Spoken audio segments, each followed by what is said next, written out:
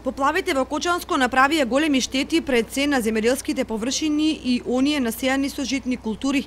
Надојдените води на Кочанска, Оризарска и Трканска река поплавија делови на повеќе населени места во општина Кочани. Заменик министерот за земјоделство Ванчо Костадиновски денеска на терен со градоначалникот на Кочани Радко Димитровски и представници од кризниот штаб на Кочани за да се согледаат последиците од поплавите и превземање мерки за надминување на истите.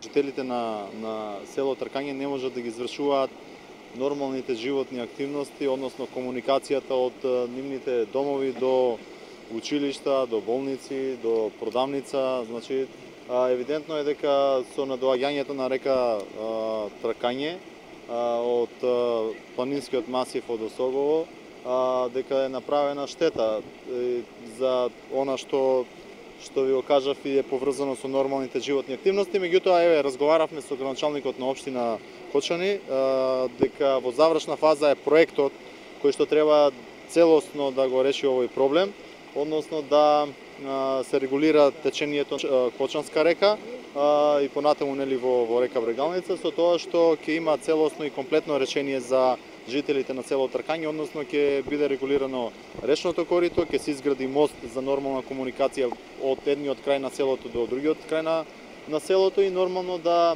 се воспостават оние две улици покрај реката која што сега, како што можете да видите дека е надојдена. Поред заменик министерот Костадиновски во атарот на Кочанско, Зорновско и Чешиново, Облешевско се поплавени голем број на земјоделски површини, меѓу кои и есенски жита.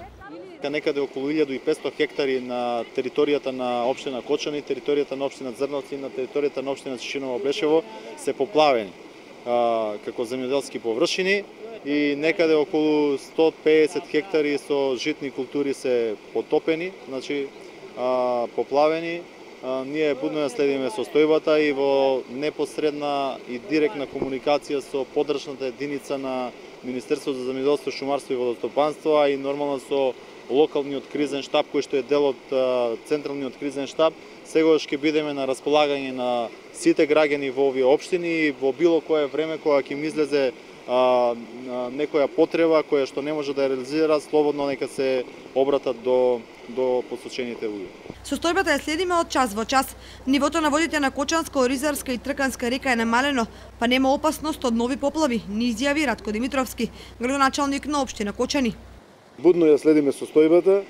Состојбата е добро е што еве сега во сабота попладне нивото на водите е намалено. Немаме некои катастрофални последици по човечки животи или по загрозување на стоката, добитоци или домаќинства и така натаму.